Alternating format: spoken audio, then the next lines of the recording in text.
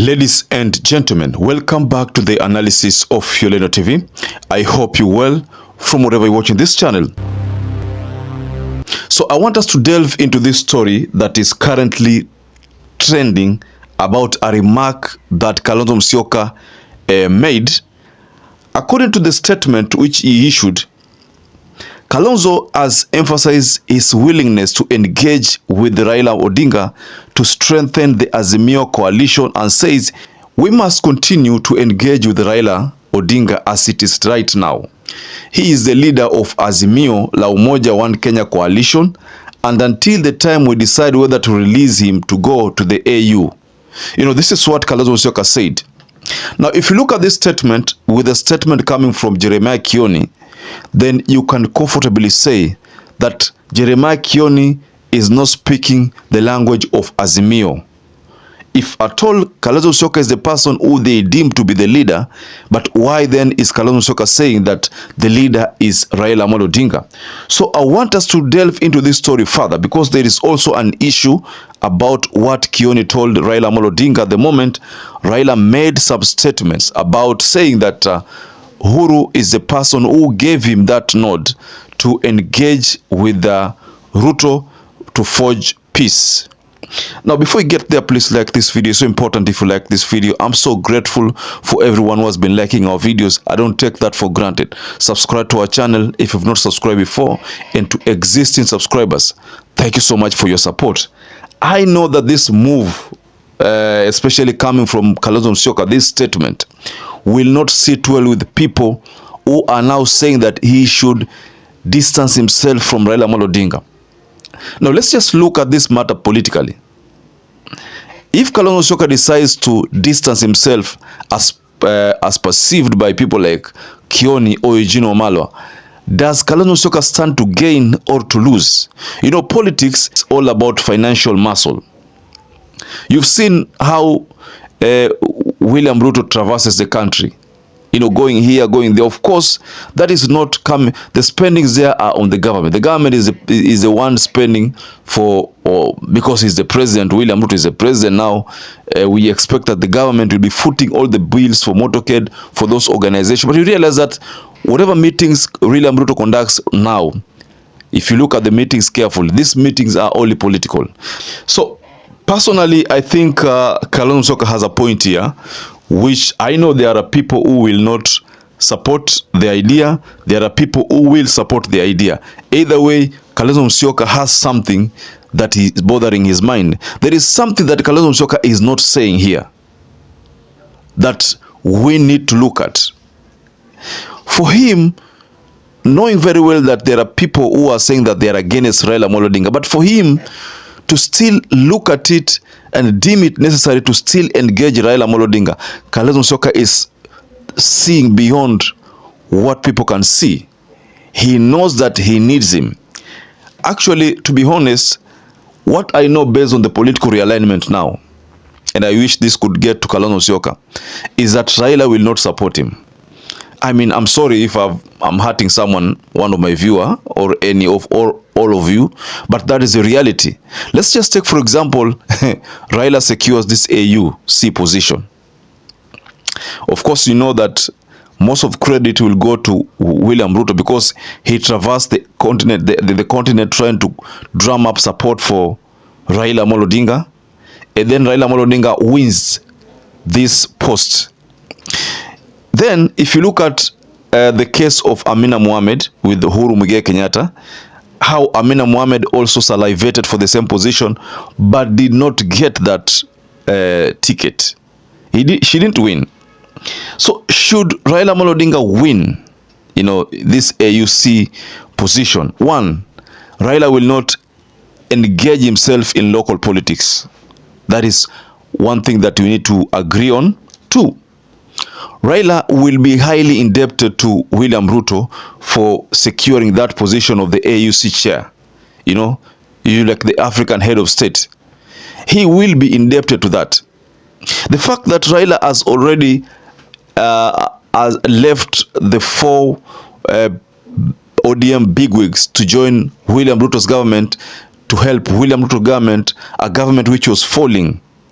The fact that Raila allowed that, whether he allowed it directly or indirectly, should already be an indicator that Raila is going to protect this UDA government in 2027. We don't know what was discussed, because there is a time when Ruto talked about having a female deputy president. When he made that claim, there was a video that surfaced of Anne Waiguru, Ida Odinga, and other UDA women leagues. They were spotted in US. And I remember sharing a photo here of that event. What was that trying to mean? Let me also surprise you here. 2 days ago, Ruto was in Kisii. What did Simba Arati say? Simba Arati said, katika ODM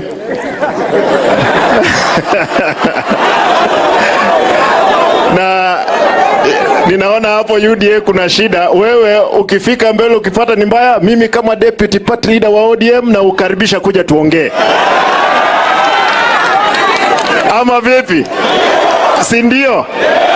That you can join ODM. I want you to understand something here. There's something I'm leading to. Ruto was in Kisii. Mind you, Ruto was in ODM back then. You know that story. He was in ODM, one of the founders. Now, Ruto was in Kisii. Arati tried to invite him back. Ruto, 2 months, 3 months ago, or rather 4 months ago, hinted at having a woman deputy president. And then we saw Ida Odinga in US with the women of UDA. What is that trying to point to? I want you to understand that what I'm seeing is some kind of alliance, whether we like it or not, in 2027. One of the reasons why Rigathi Gachagua knows that he is not going to be part of the coming government, whichever government it's going to be formed, because if it's a Kalonzo government, maybe Rigathi will not feature there. Because one thing what we know is that Rigathi can't be a second, can't place second to Kalonzo Musyoka, and Kalonzo can't place second to Rigathi Gachagua. So we have a dilemma there. So on to this issue that I'm trying to drive, ladies and gentlemen.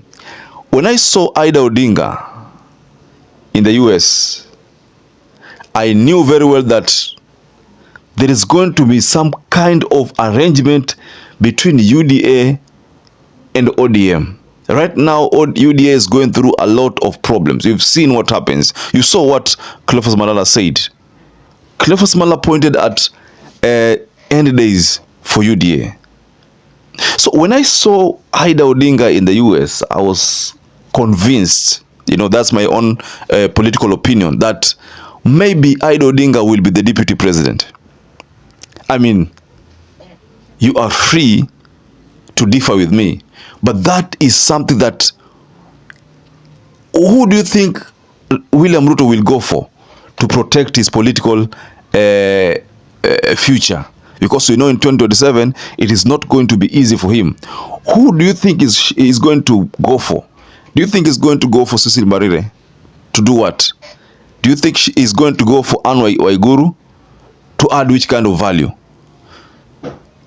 Maybe one person like Charity Ngilu can add value. You know, if Charity Ngilu is picked as the running mate, she can add value. But take a look at this.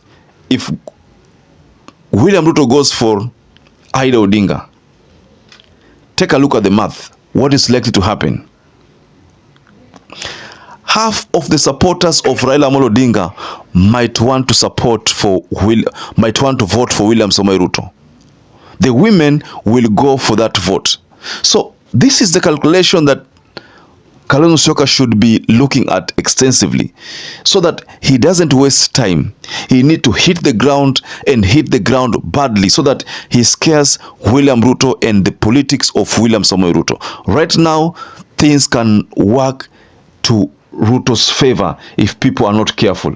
That is what I see, ladies and gentlemen. So this statement from Kalonzo Musyoka trying to say that he wants to have audience with Raila Amolo Odinga, and we know that Raila Odinga has ignored all these Azimio leaders.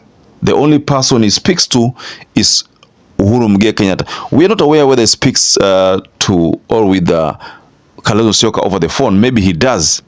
Let's just take, for example, if he does, it's good for Azimio, but if he doesn't, then it's not good for Azimio, because Azimio itaisha. No, that's the reality, ladies and gentlemen. We also saw what Kioni said about Raila.